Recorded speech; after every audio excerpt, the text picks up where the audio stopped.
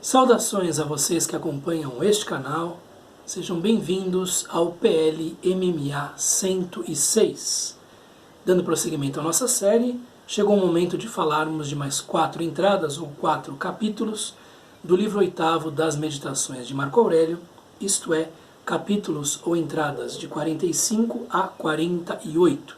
Como sempre, a tradução de que faremos uso é aquela que está em domínio público, sendo a mais antiga, a de Dona Virgínia de Castro e Almeida, e você poderá acompanhar a leitura e o comentário que serão feitos ao longo dos próximos minutos por meio da transcrição do trecho feita aqui embaixo na área de descrição do vídeo.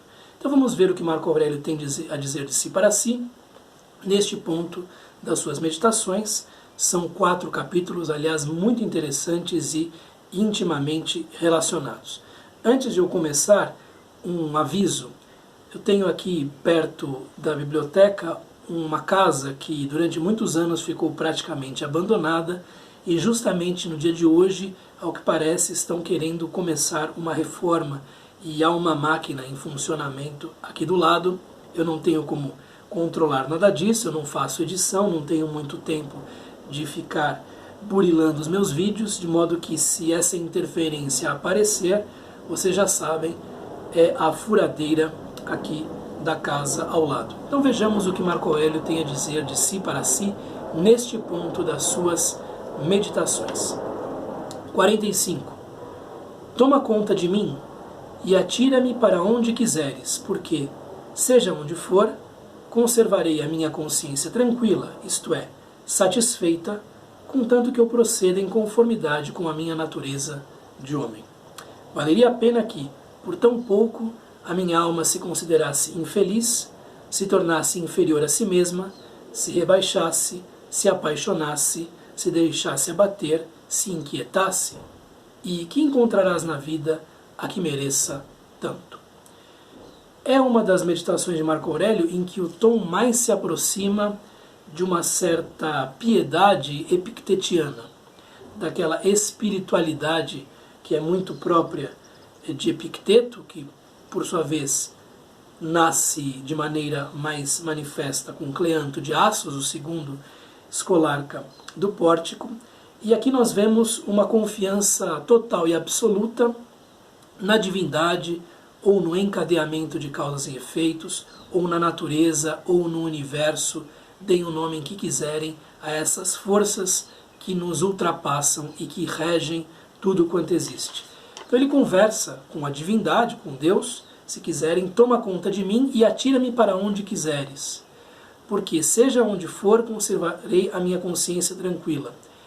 É uma confiança tão grande na natureza, nesse encadeamento de causas e efeitos, no universo, nesse cosmos que permite a vida humana como uma vida de testemunho de coisas tão grandiosas, que Marco Aurélio não faz nenhum tipo de exigência, nenhum tipo de pedido, assim como nós vemos em diversos pontos das diatribes de Epicteto. Então, jogue-me onde quiser, universo. Faça de mim o que for necessário fazer, o que estiver dentro da providência, da pronoia, que rege tudo quanto existe. Toma conta de mim e atira-me para onde quiseres. Para a doença, se for necessário, para a pobreza, se for necessário, para o luto, se for necessário, para a perda de pessoas próximas, se for necessário, para acidentes, se for necessário. Então vejam essa confiança inabalável no encadeamento de tudo quanto existe, no destino, em Deus, que nós notamos aqui. Confiança que não é mesmo comum, não é comum nem mesmo em religiosos, né? Religiosos muitas vezes dizem que se cumpra a vontade de Deus, mas de preferência que não aconteça tal coisa, e por aí vai. Aqui não, o que Deus der está valendo, porque Ele tem a opção, a possibilidade de conservar o seu daimon, não é consciência, né? O seu daimon, o seu demônio interior, o seu espírito interior, que vem a ser o próprio hegemonicon, a própria mente racional, tranquila, serena, satisfeita consigo mesma, né? Isto é, satisfeita contanto que eu proceda em conformidade com a minha natureza de homem. Há algo que é dado ao ser humano a todo momento, que é o cumprimento da sua natureza de ser humano, da sua natureza propriamente de homem, e isto é o suficiente. Se o cumprimento desta natureza de homem implica uma posição como a de mendigo, por exemplo, este é o papel que será cumprido. Se isto, ao contrário, implica o cumprimento de um papel como o de imperador, é isto que será cumprido. Então vejam, há a submissão de um estoico a esse destino tal como se apresenta. Valeria a pena que, por tão pouco, a minha alma se considerasse infeliz, se tornasse inferior a si mesma, se rebaixasse, se apaixonasse, se deixasse abater, se inquietasse. Isto é, eu sou pequeno, eu sou uma pequena parte do todo, um fragmento ínfimo de uma totalidade imensa, enorme. Os meus problemas não são nada frente à administração do todo. E, ainda que eu considerasse os meus problemas de maneira errada, grandes, eu, se assim vivesse, se vivesse de maneira infeliz, cheio de paixões, se vivesse me sentindo inferior aos outros, rebaixado, abatido, inquieto, a minha vida não valeria a pena. Se fosse para isso que a vida humana tivesse sido gerada deste cosmos, não valeria a pena.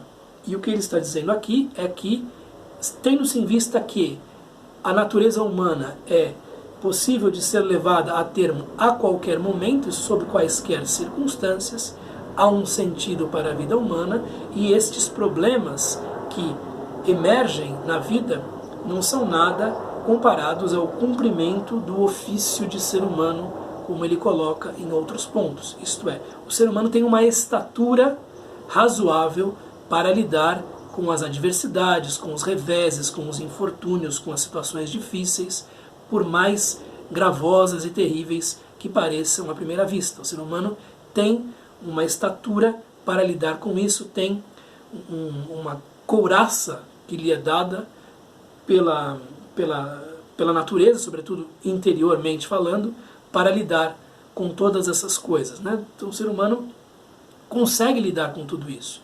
Quem acredita que não, está se baseando num juízo errado, diriam os estoicos. E que encontrarás na vida a que mereça tanto.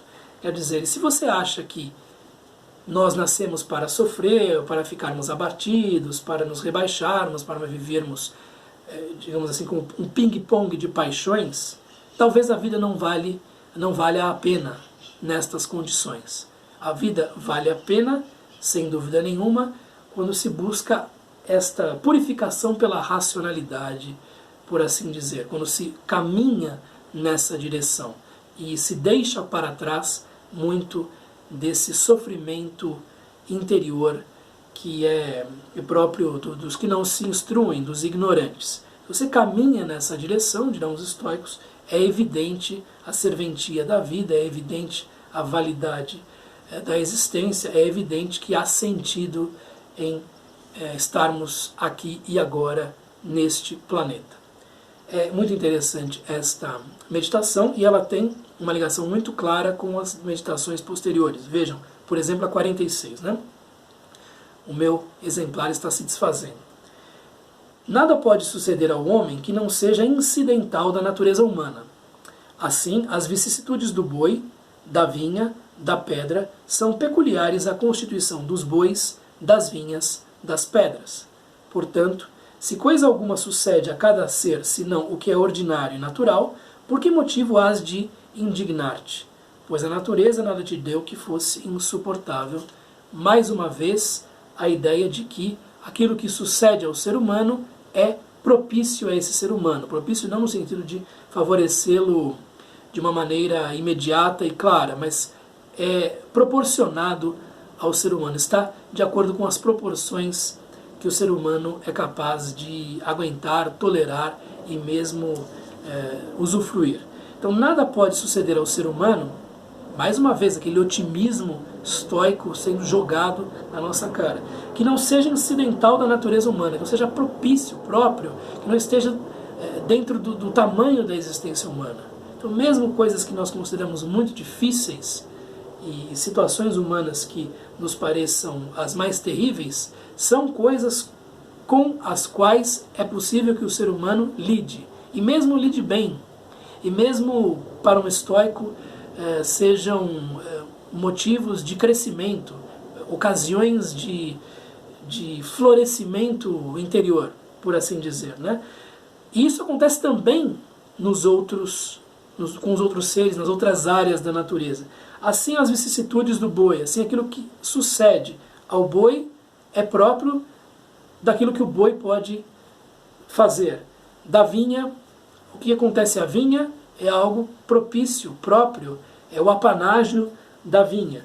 Das pedras são peculiares à constituição dos bois, das vinhas, das pedras, respectivamente. Então a ideia é de que não existe nada inadequado na natureza, não existe ponto sem nó na natureza, que tudo está perfeitamente ordenado.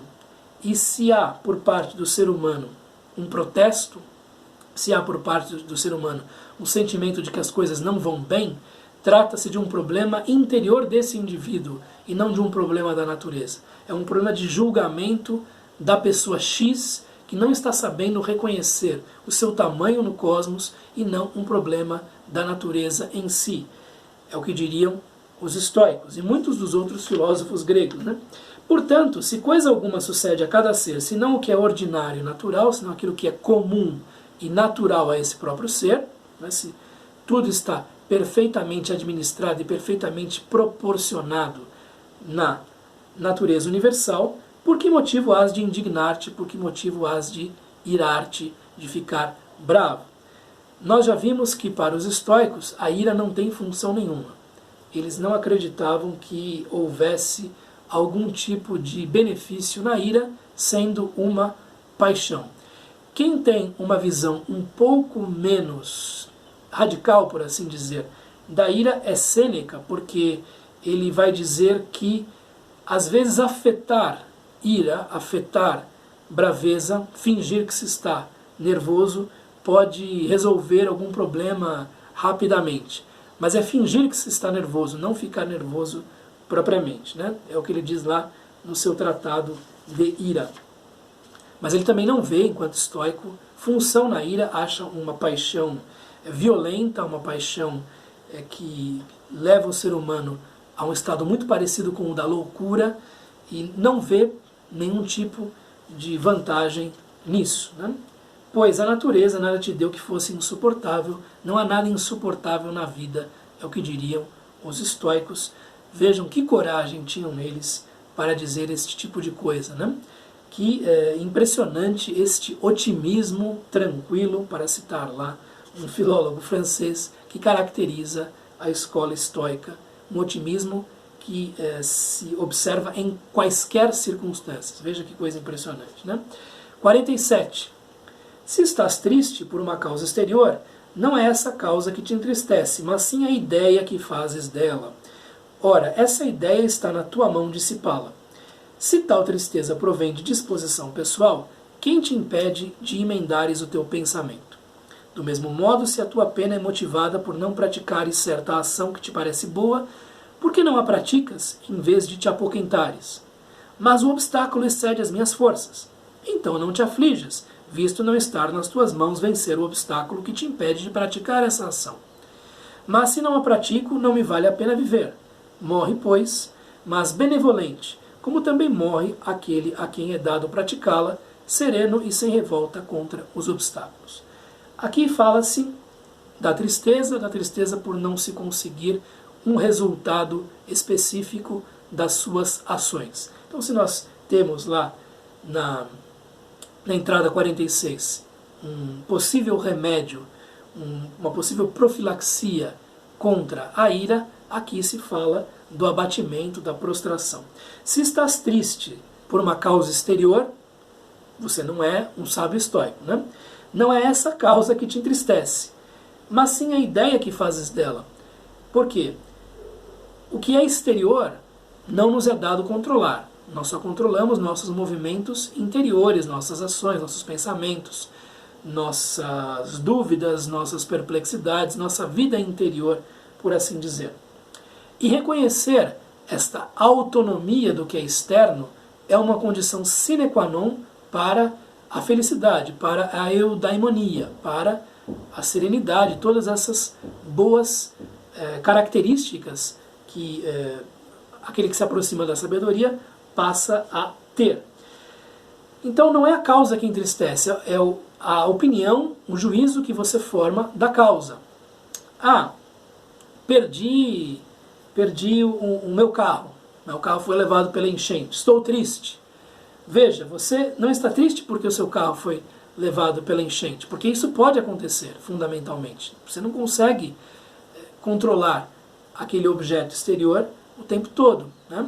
Você tem uma pequena jurisdição, existencialmente falando, aí. Agora é a hora da marreta aqui do lado.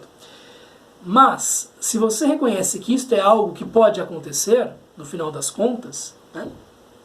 Enfim, você se tranquiliza e pensa, bom, eu podia perder o carro, então eu já devo sair de casa pensando, bom, é possível que uma enchente leve meu carro, ou um ladrão, ou enfim, alguma outra coisa. Então, não é a perda do objeto o que entristece, e sim a valorização para além da medida do objeto, que é um erro de julgamento para os estoicos. Ora, essa ideia está na sua mão dissipá-la. Quer dizer, se você está triste com alguma coisa, analise os seus juízos, as suas opiniões e veja por que é que você está triste. Você está triste porque está tentando controlar alguma coisa que você não pode controlar, né? Se tal tristeza provém de disposição pessoal, quem te impede de emendares o teu pensamento? Começar a pensar da maneira correta. Qual é o impedimento? Você reconheceu ali o problema, vai emendá-lo. Do mesmo modo, se a tua pena é motivada por não praticares certa ação que te parece boa, por que não a praticas em vez de apoquentares? Quer dizer, você está triste porque você não consegue fazer determinada coisa que você deveria fazer, mas por que não faz? Por que não faz? Por que procrastina? Porque, enfim, perde tempo com outras coisas. Faça essa ação e resolva o seu problema, resolva a sua tristeza, né? Aí há aquela voz interior que é muito lamuriosa, né?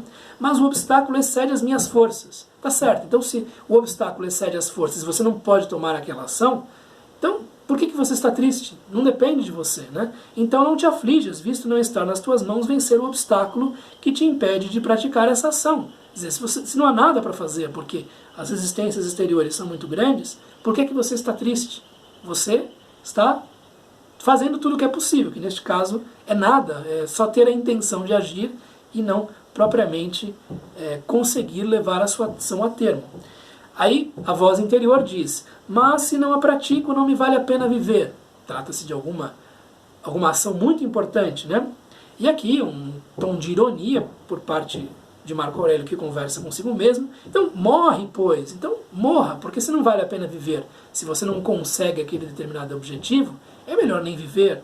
Mas benevolente, mas sem reclamar, sem o mimimi, sem a acrimônia, sem o ressentimento, sem a desconfiança com relação a si mesmo, aos outros, aos deuses, à natureza, né? Como também morre aquele a quem é dado praticá-la. Aquele que pratica e aquele que não pratica morrem. E o que os diferencia é a disposição de espírito com que fazem as coisas, com que vivem e com que morrem. Então morra, mas morra em paz, morra em tranquilidade, morra sem falar mal dos deuses e dos homens, sem reclamar daquilo que não depende de você, né? Sereno e sem revolta contra os obstáculos. Se são obstáculos maiores do que aquilo que você pode vencer, tudo bem, você tentou.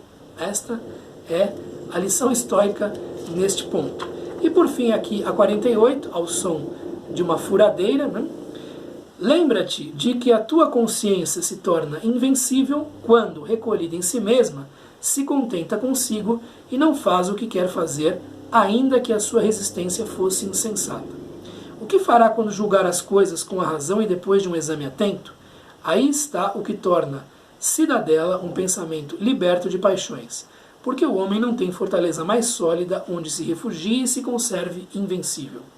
Quem não entende isto é ignorante, né? Ignorante. Quem, entendendo, não procura aí refúgio, desgraçado.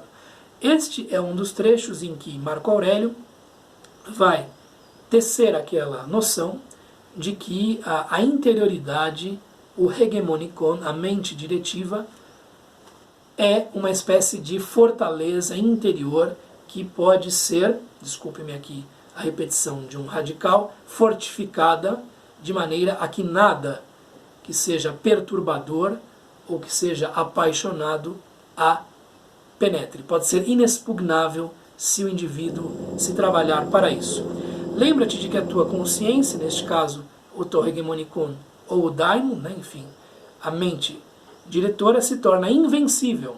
Esta invencibilidade é possível quando, recolhida em si mesma, se contenta consigo e não faz o que não quer fazer, ainda que a sua resistência fosse insensata.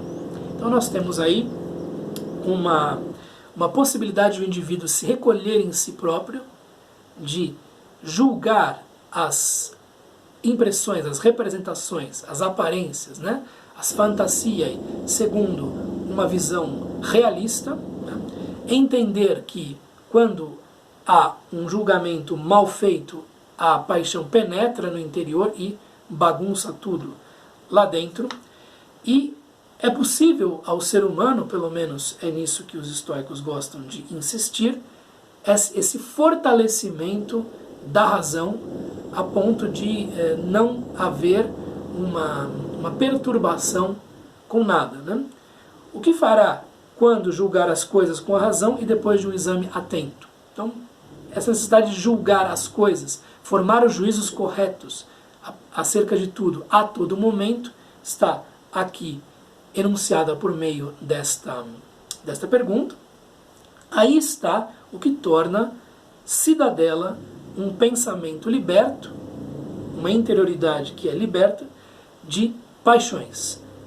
Aquele que vive liberto de paixões, aquele que vive para fora do domínio das paixões, vive numa tranquilidade inabalável. Nós não vivemos nessa tranquilidade inabalável porque não somos sábios e nem estamos próximos desse ideal da sabedoria estoica. Mas há esta imperturbabilidade inabalável, pelo menos em teoria, e que a filosofia estoica prepara no indivíduo, né? Porque o homem não tem fortaleza mais sólida onde se refugie e se conserva invencível, senão em si mesmo. Mais uma daquelas meditações em que se pede que o indivíduo preste atenção a si próprio, porque é tudo sobre o que ele tem jurisdição, fundamentalmente. O mundo exterior não está sob nosso controle. O que nós podemos controlar? Os nossos movimentos internos, as nossas ações, e nem mesmo o resultado das nossas ações, quer dizer, o desempenhar das nossas ações, o desenrolar das nossas ações, não exatamente o resultado, porque às vezes se interpõe esse obstáculo, como se fala aqui na 47 e em muitos outros pontos, né? Então, você garante a sua própria tranquilidade de si para si, e não consegue fazer isso relativamente aos outros, né? Quem não entende isso é ignorante, é um apedeuta, é alguém que não foi instruído. Agora, quem entende isto e não procura refúgio interior é um desgraçado, é um infeliz, é alguém que não está realizando o seu potencial maior, o seu potencial por completo, porque tem uma fortaleza interior e não busca refúgio ali, né? Nós temos uma outra bela meditação de Marco Aurélio, em que ele diz: os seres humanos procuram refúgio nas casas de veraneio, nas cabanas, nas montanhas, etc., quando têm em si próprios o melhor refúgio que existe, que é justamente o seu hegemonikon, a sua mente diretora, a sua racionalidade. Ele escreve isso, se não me engano, lá no livro 3º, e repete mais ou menos esta ideia aqui na entrada 48 do livro 8º. Então, 4 belíssimas meditações entre si ligadas e que, diferentemente de outros pontos em que há uma certa melancolia, por assim dizer, nós vemos algo de muito forte, muito intenso, um otimismo sendo manifesto de maneira bastante eloquente em 4 meditações. Vou deixá-los e vocês também vão ficar sem a marreta e a furadeira aqui ao lado. Um abraço, continuamos nosso PL MMA no próximo vídeo. Tchau!